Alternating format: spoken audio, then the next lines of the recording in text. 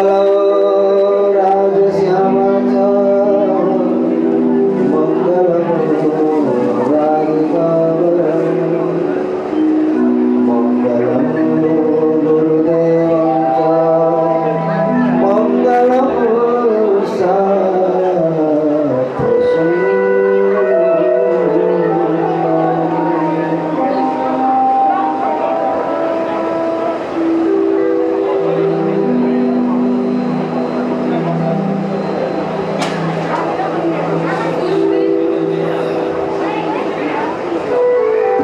कृष्ण कन्हैया लाल को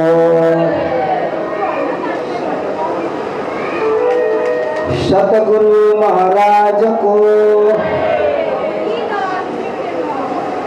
जय चाहिँ अगाडिकाले मात्रै भन्नुपर्दो रहेछ दुई चारजनाले अरूले भन्नु हुँदो रहेछ भन्ने कुरो मैले यही थाहा पाएको। जय भनेको पनि परमात्माको नाम हो।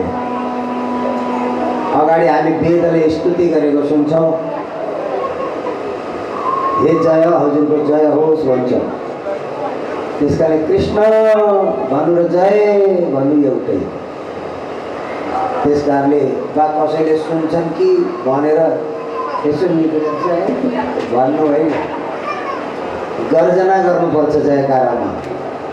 ओल्ला गाउँ पल्ला गाउँकाले पनि थाहा पाउन्। पूज्य श्री चरणदासजी महाराजको आयोजनामा भएको कार्यक्रमको जयकारा त हाम्रा गाउँसम्म पनि आइपुग्यो भने हामीले पनि यस्तै गर्नुपर्छ है भन्ने प्रेरणा प्राप्त हुन्छ। त्यसै कारणले जोरदार जयकारामा कहीँ पनि यहाँ मात्रै होइन, कहीँ पनि कसैले लगाउँदा पनि कहिले पनि बुलन्द आवाजमा जयकारा लगाउनुपर्छ। प्राणनाथ प्यारे की अझै कतिजनाको मुखै बाहिर।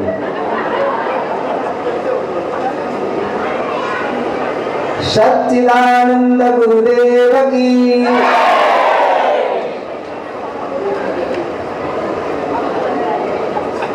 आजलाई यति नै।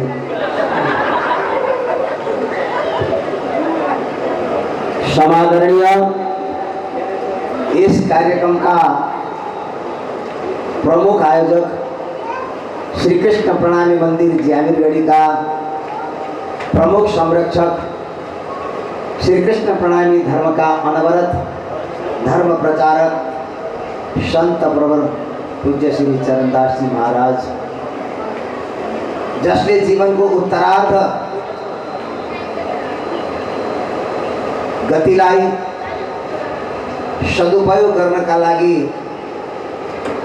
आफ्नो जीवन धन सम्पूर्णलाई आज पुण्य कर्ममा लगाइरहनु भएको छ। श्रीमद् तारतम्यवाणी एवं श्रीमद् भागवत उभय ग्रंथ का उपवाचक श्रीमद् तारतम्यवाणी प्रवक्ता महेंद्र महाराज जी को कार्यक्रम बुधबार में चलिरहेको हुँदा उहाँ प्रस्थान गर्नुभएको छ र यहाँ यसै श्रीमद् तारतम्यवाणी को पाठ में संलग्न आदरणीय श्री मोहन निरौला जी, श्रीमद् भागवत को पाठ में संलग्न युवा नवोदित कथाकार कुशल व्याख्याता बल्ल चिनिँदैछ। केवल पाठ गरेर मात्र होइन, पाठलाई उल्था गरेर हाँक्न सक्ने व्यक्तित्व घनश्याम रसिकजी, संगीत शिष्टमण्डली ध्रुवराज जी, पूर्णराज जी, राजन राज जी, यहाँ राजै राज। देश में एउटा राजा हुँदा त कति हाहाकार मचेको थियो, यहाँ हेर्नु त राजै राजा।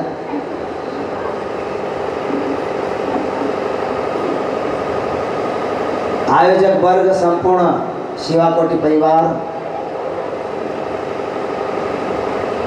माइक अपरेटर अनि जगत पौडेज्यू, मीडिया प्रोपराइटर मणि पाण्डेज्यू, विभिन्न संघ संस्थाबाट उपस्थित हुनुभएका प्रतिनिधित्व गर्दै पाल्नुभएका पदाधिकारीगण, सज्जन समुदाय, आफ्ना पद अहदामा रहेर समाजको सेवा गर्ने समाजसेवी, मिडियाकर्मी, सुरक्षाकर्मी, जनप्रतिनिधिज्यूहरू, सद्धर्म प्रेमी, प्रेमरागी, भक्तिवती मातृशक्ति भक्त समुदाय सुन्दर साथी सम्पूर्णमा मेरो करबद्ध प्रणाम स्वीकार्नुहोस्। प्रणाम। रात्रिकालीन सत्रमा महात्म्य प्रसङ्ग श्रवण गर्ने एउटा परम्परालाई पालन गर्दै आउनुहोस्। एकछिन धेरै नभएर एकछिन महात्म्य प्रसङ्गलाई श्रवण गरौँ। मैले हिजो पनि भने महात्म्य प्रसङ्ग व्यवहारिक प्रसङ्ग हो। भागवतमा विकास पनि छ, प्रकाश पनि छ। आज विज्ञानले विकास गर्यो भनेर हामी मक्ख परेका छौँ, तर त्यो विकास वेदबाट आएको हो। यदि वेद थिएन भने विकास पनि हुने थिएन, प्रकाश पनि हुने थिएन। वेदमा भएको विकास विज्ञानले ल्यायो अनि वेदमा भएको प्रकाश भागवतले। त्यसै कारण भागवतमा विकास पनि छ, प्रकाश पनि छ, व्यवहारिकता पनि छ, राष्ट्रियता पनि छ, धार्मिकता पनि छ, सामाजिकता पनि छ। हामीले बस खोज्ने आवश्यकता छ। खोज्यौँ भने महामती प्राणनाथजीले भन्नुभएको छ नि, खोजेर के पाइँदैन। बुद्धि विनोदमा लेखेको छ नि, मुसाको सिंह मिलला बरु कतै संसार खोज्ने गरे। यदि संसारमा खोज्दै खोज्दै गयो भने त मुसाको सिंह पनि भेटिन्छ। अचम्मको कुरो होइन, मुसाको पनि काहीँ सिंह हुन्छ, तर खोज्दै गयो भने त्यो पनि भेटिन सकिन्छ। महामती प्राणनाथजीले त्यति मात्र भन्नु भएन।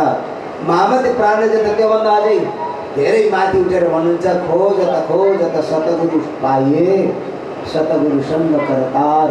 खोज्दै गयो भने त सतगुरु पनि प्राप्त गर्न सकिन्छ। सतगुरु भनेको ब्रह्मको आनन्द।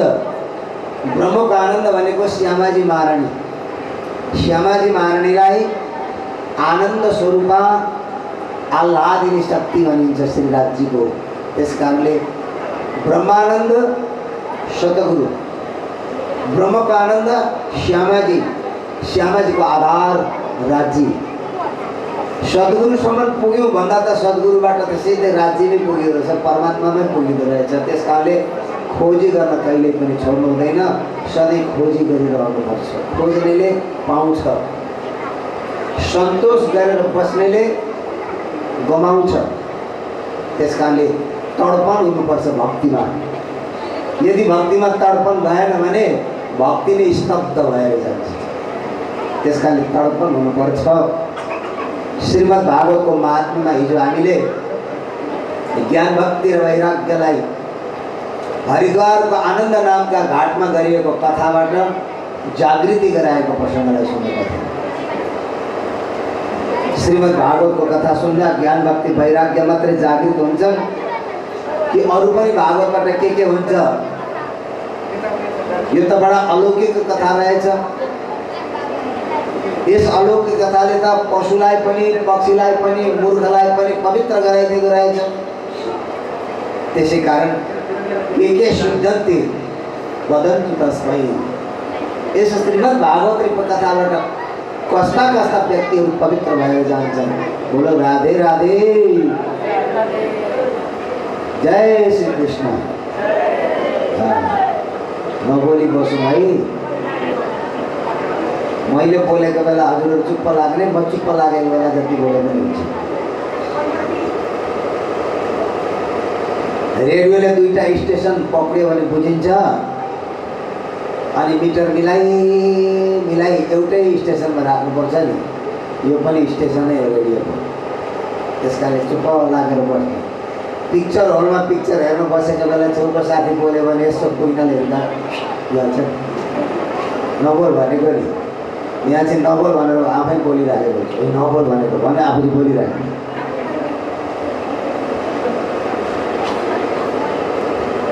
हल त यो पनि हलै हो, त्यो पनि हलै। त्यो हल चाहिँ सधैँ हाउसफुल हुन्छ। यो हल चाहिँ कहिले पनि खाली नै रहन्छ। आउनुहोस् एकछिन सुनौँ। श्रीमद् भागवतको कथा श्रवण गर्दा पञ्च उग्रपाप गर्नेहरू, मातापिताका बैरी, दुष्कर्म गर्नेहरू, पाप कर्म गर्नेहरू, सधैँ क्रोधाग्निदग्धा कुटिलास्य कामिन, सधैँ रिसाइरहने, कपटी बेहोरा भएका, कामना मात्रै मनमा लिइरहने, सुन्दै जाने है कति रहेछ। लोभी, दम्भी, अल्छी यस्ताहरूले कथा श्रवण गरे भने सप्ताह यज्ञ कलौ पुनन्तिते, श्रीमद् भागवतको सप्ताह श्रवण गर्दा कलिमती सबै पवित्र भएर जान्छ। पातक कर्म गर्ने भनेको आमालाई गाली गर्ने, बाउलाई गाली गर्ने, आमालाई नराम्रो दृष्टिले हेर्ने, बाउलाई नराम्रो दृष्टिले हेर्ने, परस्त्री प्रति कुदृष्टि राख्ने, यी आततायी कर्म, यसलाई पतित भनिन्छ। गायत्री जप नगर्ने ब्राह्मण, जनाई धारण नगर्ने मानव, यी पतित भनिन्छ। धूम्रपान गर्ने ब्राह्मण, मांसाहार गर्ने ब्राह्मण, यी पतित कहलाउँछ। यस्ता पतितहरूले पनि अहो भुल गरेछौँ आजसम्म त हामीले, अबदेखि यस्तो भुल कर्म गर्दैनौँ भनी पश्चाताप गरेर श्रीमद् भागवतको कथा श्रवण गर्छन् भने सप्ताह यज्ञ कलौ पुनन्तिते, कलिमती पनि पवित्र भएर जान्छ। रिसको पोको, पापको डोको। रिस धेरै छ भनेदेखि पाप हुन्छ। धेरै रिसाउने छ, मेरो रिसलाई मैले कसरी शान्ति गर्ने, हे भागवत भगवान मेरो रिसलाई शान्ति गरिदिनुहोस् भनी रिसाएर उसले नराम्रा वचनहरू बोलेको छ भने पनि सप्ताह यज्ञ कलौ पुनन्तिते, कलिमती पनि पवित्र भएर जान्छ। यसै प्रसङ्गमा म एउटा दृष्टान्त दिन्छु सुन भनेर एउटा दृष्टान्त दिनुभएको छ दक्षिण भारतको एउटा ब्राह्मणको। तुंगभद्रा नाम गरेको नदीको किनारमा अनुपम नाम गरेको सहर थियो। त्यहाँ एकजना ब्राह्मण थियो जसको नाम थियो आत्मदेव। उनकी पत्नी थी धुंधुली नाम गरेकी। आत्मदेव र धुंधुली बड़ा प्रेमी थिए, एक दूसरेलाई जानेका।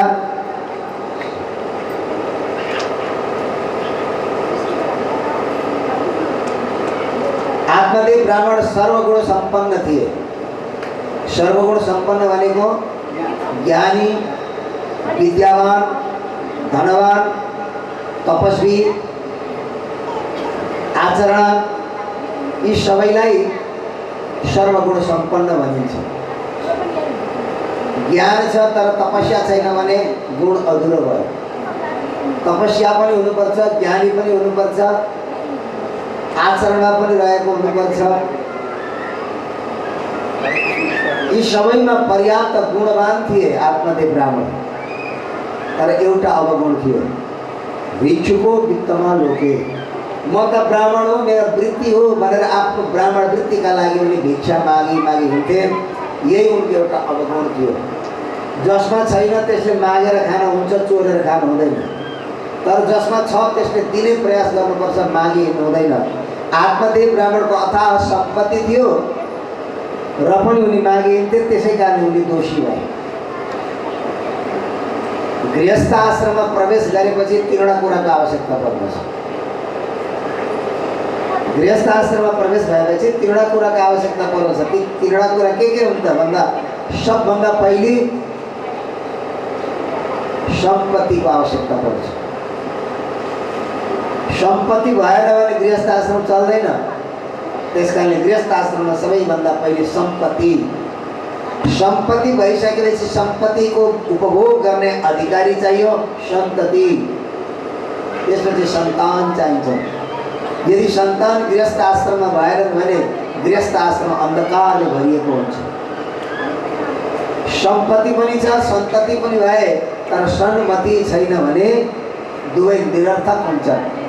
त्यसकारणले सन्मति, सत विचार, सत बुद्धि, मति भनेको बुद्धि, सत बुद्धि हुनुपर्छ। सम्पत्ति र सम्पत्तिलाई सदुपयोग गर्नका लागि सन्मति, सद्बुद्धि हुनुपर्छ। यदि सद्बुद्धि छ भने सन्तानलाई पनि संस्कारी बनाउँदछ अनि सम्पत्तिको पनि सदुपयोग गर्दछ। बुद्धि शतबुद्धि छैन भने हिरण्यकश्यपले के सम्पत्ति नपाएको थियो र? रावणका सम्पत्ति थिएन र? ती सम्पूर्ण त्यसै व्यर्थ खेर गए। सुनको लङ्का नै हनुमानले जलाइदिए। त्यो निरर्थक भएको सम्पत्ति सदुपयोग हुन सकेन। यदि उसको शतबुद्धि थियो भने सीतालाई हरण गरेर नल्याउने, सीतालाई आदर गर्ने र प्रणाम गर्ने गरेको थियो भने रामले गएर मित्रता गर्थे, शत्रुता राख्दैन थिए। तर सीतालाई हरण गरेका कारणले गर्दा रामको रावणसँग शत्रुता भयो। आखिर लङ्का ध्वस्त भएर गयो। सर्वमति शतबुद्धि गृहस्थ आश्रम एउटा गहना।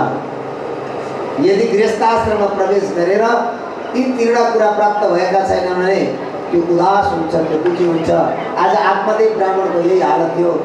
पति र पत्नीमा प्रेम थियो, सम्पत्ति अथाह थियो, तर सन्मति पनि थियो, सन्तति थिएन। एउटा काम पुरो अधुरो हुँदा उनी बढी दुखी भयो। धुन्धुली तीनवटा सद्गुणकी र 6वटा अवगुणकी थिए। धुन्धुलीमा 3वटा गुण थिए अनि 6वटा अवगुण थिए। ती धुन्धुलीका गुण के हुन् त भन्दा सुन्दरी, सुन्दरी साह्रै राम्री थिइन्, सुन्दरी थिइन्। सुन्दरता पनि एउटा गुण हो, तर सुन्दरता दुई प्रकारका हुन्छ। एउटा बाहिरी सुन्दरता हुन्छ, एउटा भित्री सुन्दरता हुन्छ।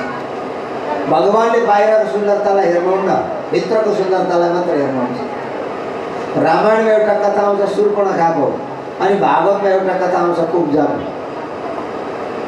कुब्जा रावणको सेवा गर्न जान्थी। कृष्णलाई देखेर प्रसन्न भई, म त कुरूप हुँ, मलाई सबैले कुब्जा भनिरहेका छन् भने यदि म सहजीले उठ्न सक्थेँ भने यस्ता सुन्दर दिव्य पुरुषलाई तिलक लगाएर म मेरो मनको व्यथा पिसाउने थिएँ भनेर आफ्नो भावलाई उद्गार व्यक्त गर्दा श्रीकृष्णजीले विचार गर्नुभयो, यो बाहिर शरीरले चाहिँ नराम्री रहेछ, तर यसको भित्र राम्रो रहेछ।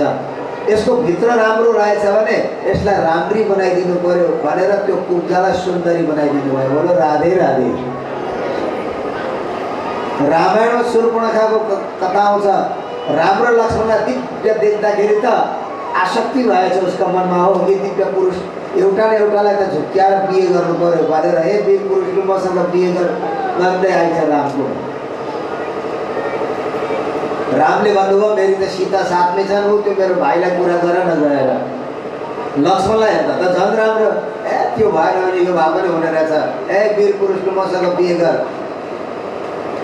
लक्ष्मणले भन्नुभयो म त भाउजूको सेवाका लागि आएको, दाजु भाउजूको सेवाका लागि। उहाँ भगवानको रूप हुनुहुन्छ, त्यसै कारणले म अहिले तिमीसँग विवाह गर्न सक्दिनँ। शूर्पणखाले भनी सुन्दरी भएर आएकी छ। ए त्यो तेरो दाजु, दाजु पनि त्यही नारीको कुरो गर्ने, त पनि त्यही नारीको कुरो गर्ने, त्यो नारी त म कच्चा कुचुक पारेर खाइहाल्छु नि भनी।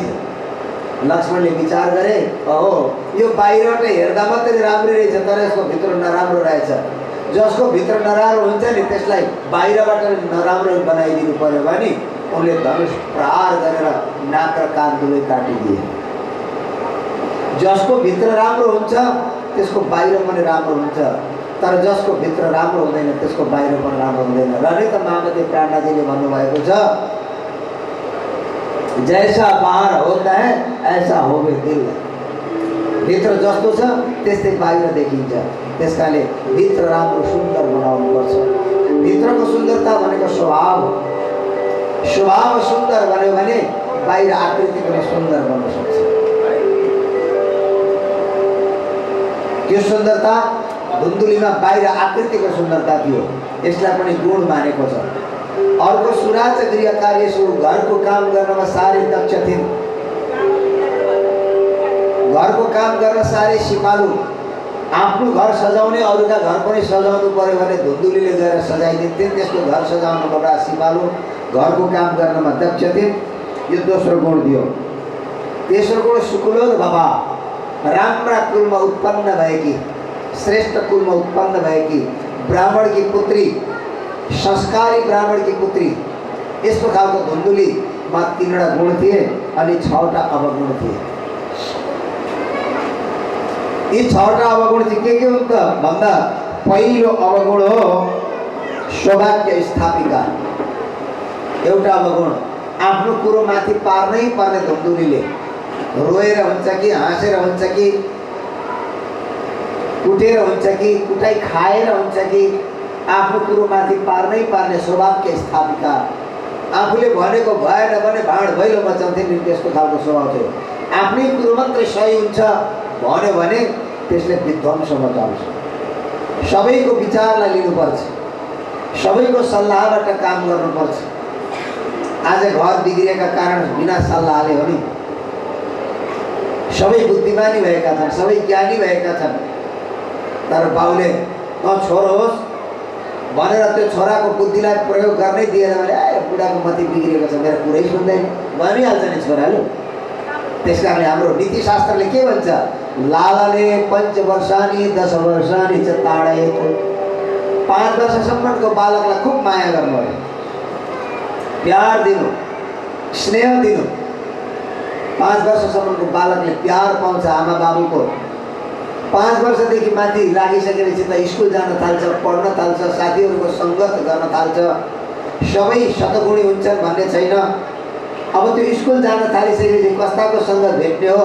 त्यसै कारणले 10 वर्षानी च ताडयेत्। अब 5 वर्षदेखि अरू 10 वर्षसम्म चाहिँ अलिकति डराएर राख्नु अरे। आमा बाबुको डर मान्नुहोस् त्यतिखेर। कसरी उ डराउँछ, कसरी मेरो अधीनमा हुन्छ? यदि मेरो अधीनमा भयो भने मैले जुन बाटो हिँडाउन चाहे त्यही बाटोमा हिँड्छ बाबु। यदि मेरो अधीनमा भएन र स्वतन्त्र भयो भने उसलाई जे मन लाग्यो त्यही गर्छ। मैले बनाउनु छ भने मेरो अधीनमा राख्नुपर्छ। त्यस कारणले नीतिशास्त्रले भन्छ 10 वर्षानी च ताडयेत्। अलिकति धम्काएर राख, अलिकति डराएर राख, तिमीबाट डराओस् त्यो बालु 15 वर्षको हुन्जेलसम्म।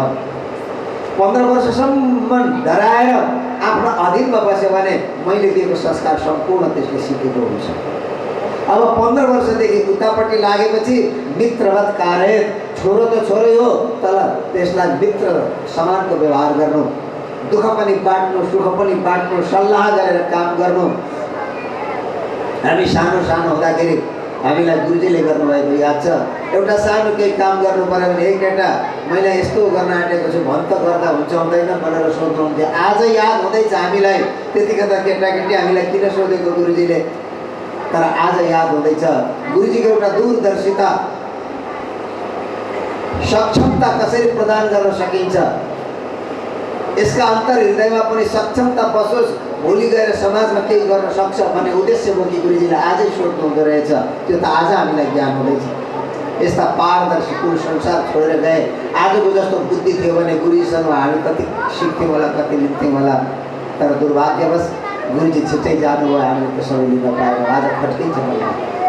भन्नुको तात्पर्य हो संस्कारी बनाउन सन्तानलाई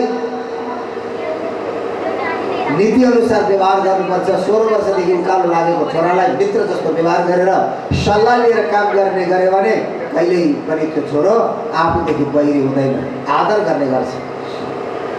तर यहाँ सौभाग्य स्थापिका यो एउटा अवगुण धुन्दुलीको पनि थियो। हामी सबैमा पनि त्यस्तो खालको अवगुण आयो भने हामीमा पनि कहिले शान्ति आउँदैन। अर्को अवगुण थियो लोक वार्ता रहँदा अर्काको कुरो गरिरहने। माथिल्ला घरमा गयो तल्ला घरको कुरो गर्यो, तल्ला घरमा गयो माथिल्ला घरको कुरो गर्यो।